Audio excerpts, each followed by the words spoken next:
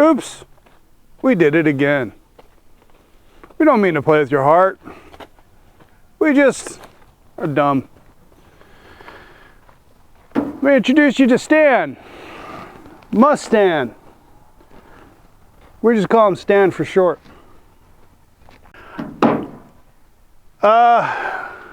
We actually are kind of, I don't say burnt out on buying more rusted out cars. It's not, we don't burn out on that. We run out of room, and I have been saying that for the last 2.5 cars. In fact, there's been a bunch of stuff that really whets our appetite online that's come across our purview that we've chosen to pass on. Stuff that a year or two ago, 5 cars ago, we would have been all over like stink on poo. But we bought a whole bunch of Mustangs since then. Now another one. But we kind of knew this one was coming. Actually, kind of knew this one was coming for a long time.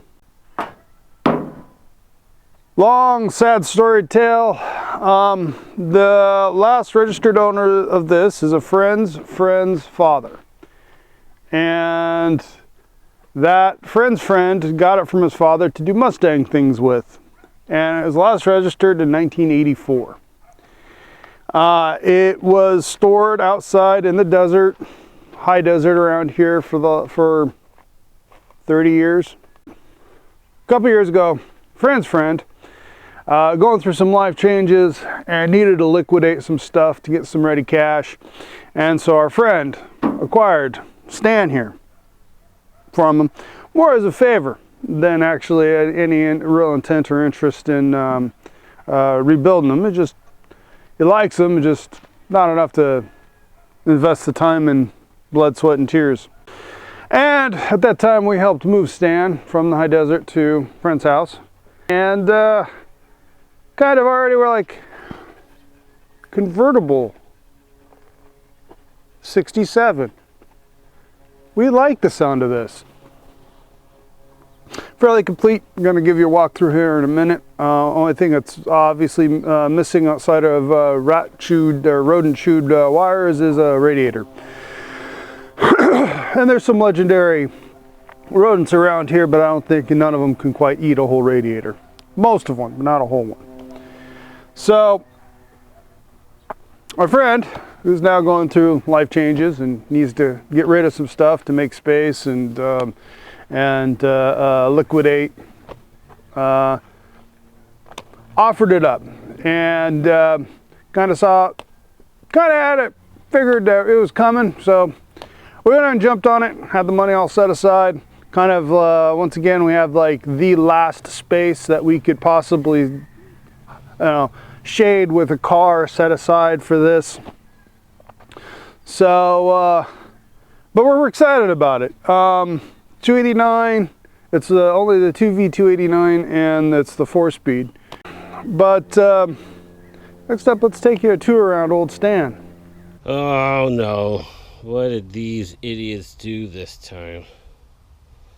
Oh my goodness. What the... Nothing but trouble.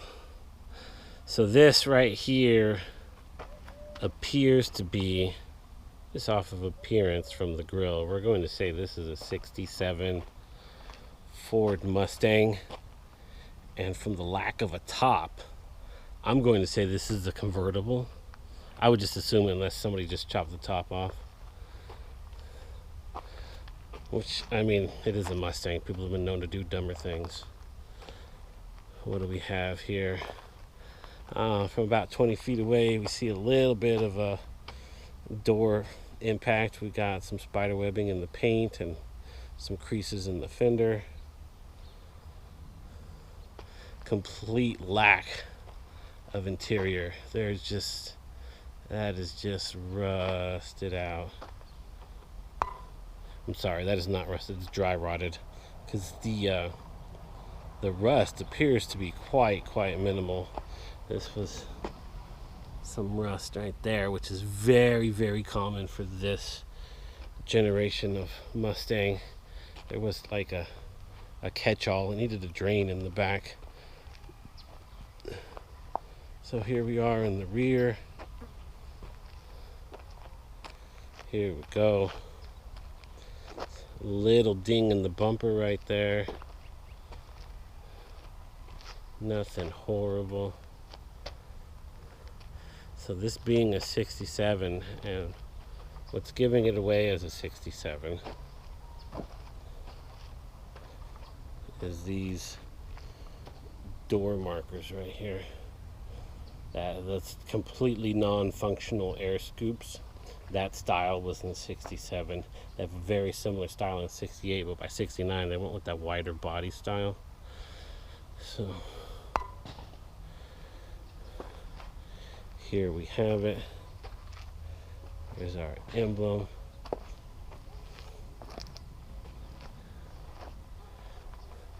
It appears to be all there. The problem being that even though it is all there, everything needs to be replaced. Like everything. Look at it. My goodness. That non-functioning hood scoop right there. Oh, that's the key right there. Let's see what we got. So, oh. Here we are. Let's do this. We got our hood pins because this thing probably flew up in the driving down the freeway at some point. So our double lock is there, but it does not appear to be functioning. Just the safety retainer is there.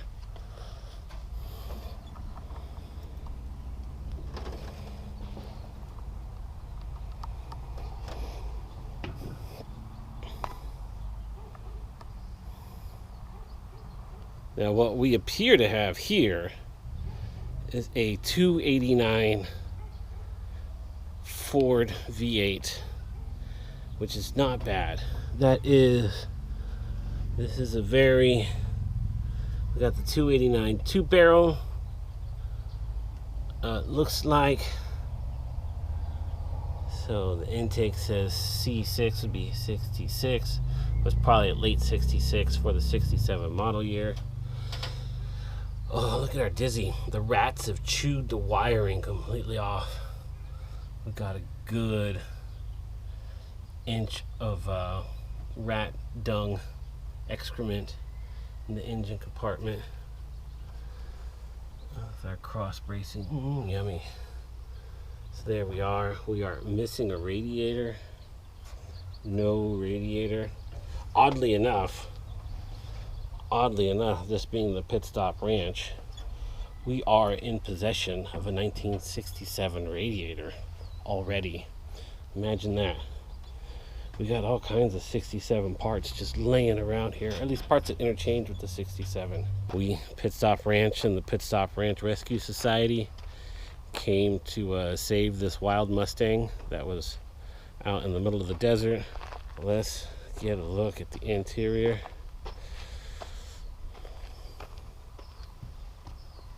Oddly enough,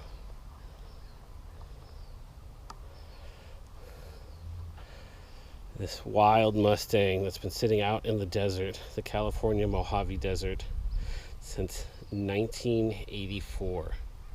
It's been sitting there. I'm pretty sure these came with a cloth top from the factory, and this one's vinyl. The vinyl is the low budget replacement. They are half the price of the cloth ones. So it looks like this thing has been replaced, and it has the vinyl window. So that is the low budget replacement. The top is down. Let me see what we have here. There's an armrest with an ashtray. Here's a door seal. I believe those to be passenger side. So our passenger side is missing the interior, but it's right there on the seat. Oh man. Ooh, look at, there's like 3 or 4 inches of rat dung all over the place. Some 2-barrel carb spacers.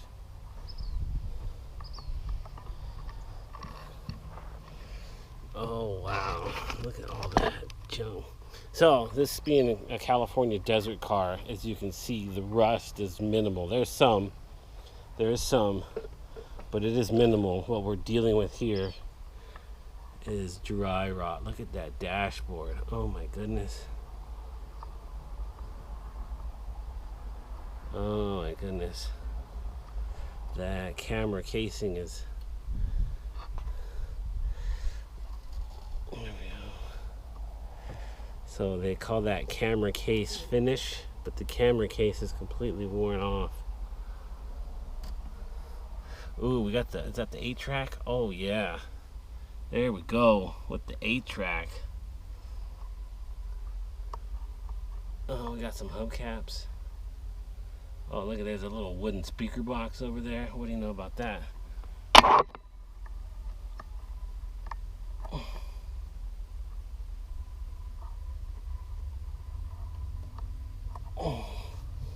We got another wooden speaker box right here. Ooh, I really don't want to touch this stuff without any like medical equipment. Need one of those COVID masks or something. Shoot, just breathing this stuff in, it's gonna give you freaking Ebola. I'm gonna have the Black Plague. So there's obvious rodent infestation now. The top's completely worn off. Out here in California, we not only have rats, but we have squirrels. And everybody's like, oh, squirrels, they live in trees, right? Not in California. There really aren't as many trees for the squirrels to live in, and the trees that we have do not really bear nuts. Not always, anyways. So what they end up doing is burrowing underground, especially in the desert, to get away from the heat. Or they find crevices like these cars, and they will bury stuff inside the cars. They will live in these things. And rodents, wherever they're at, that's their restroom. So they wallow in their own filth all the time, which is why they carry so many diseases. Well, it's one of the reasons why they carry so many diseases. Oh lordy, let me see here. See if we could take this guy off. So the word that we get, the radiator is missing. Supposedly there was a hole in the radiator. Theoretically there was a hole in the radiator, and they went to repair it. So having a hole in the radiator usually means that you overheated. Now if you overheat, you could blow a head gasket, you could cause warping. There's all kinds with the cast iron. The warping is less common, but when you have aluminum heads in a cast iron block and you overheat, warping is very common. Sorry. Therm actor, automatic choke. This 2-barrel carb actually looks to be in relatively good shape. That's not really corroded on the intake.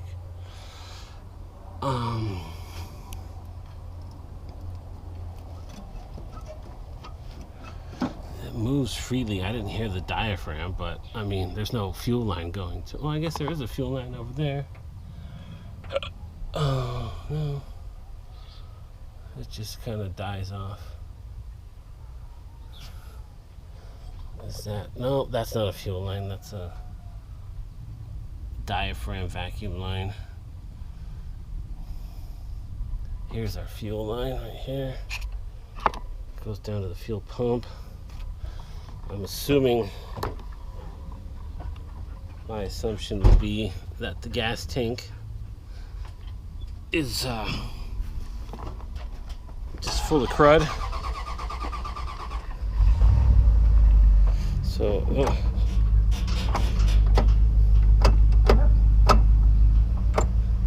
okay, front door's jammed. I'll take that bad boy apart. We didn't get any keys.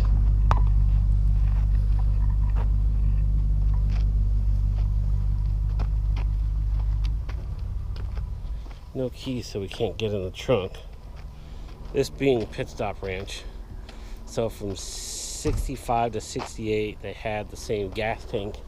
We just so happened to have a 65 gas tank laying around. The 67, 68 radiator was specific to that generation, but we have a 67 radiator laying around. And the interior is completely trashed. But we actually have brand new TMI reproduction seat covers for a 67. What we're missing is the convertible top and the window. And to be able to get it to turn over. We're gonna have to give that a try. And there you go. MuStan, or Stan as we like to call him. Our latest acquisition. Biggest thing with this car is the biohazard. We've already managed to turn the engine over by hand, so right now we're thinking there's a fairly good shot of actually getting it started. We'll be and as soon as we get a starter in here, which we discovered with the Ford small block, there's two different starters available, one for the automatic, one for the manual. Once we get a starter on this thing, we should be able to, might be able to get it fired off. Next video you see on this car will likely be us actually firing it up and running it. Either that or the automotive archaeology of cleaning out the interior, and I actually want to get eyes on the floorboards. What we can tell, they look pretty sound, but until we actually remove the seats and the carpet and about 2 inches of fecal matter, we won't know absolutely for sure. But this is actually, other than getting the interior into condition for actually operating, you know, seats that aren't just rusty springs, we're going to be, this actually conceivably we could have this driving in relatively short order.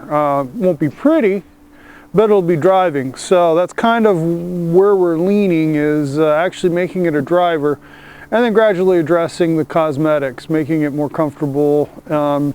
And as a convertible, you don't have the structure for real performance. They're kind of floppy. Probably put some subframe connectors on it just to improve drivability if there doesn't already have any. But that's down the road. Kind of a rolling restoration. We might go ahead and pass it on down the road. We might hold on to it and make it, well, kind of nice. We have a tendency to buy them with the idea that we could sell them, and part of our calculations when buying stuff like this is, gee golly, a pretty version of this car is worth X number of dollars. We could, you know, since we don't consider our time and calculating how much we need to get out of it, it's conceivable running, driving, even in this less than perfect aesthetic, it is worth a pretty penny. However, of course, we always say that and then never bother to turn around and sell them. We end up just getting them and driving them and enjoying them. It's going to be a lot less work getting us on the road than the 71 Mach 1. Thank you for watching our little introduction to old Stan here. And if you're enjoying what we're producing, please hit the like button and subscribe if you haven't done so already. And until next time, have a Stantastic day.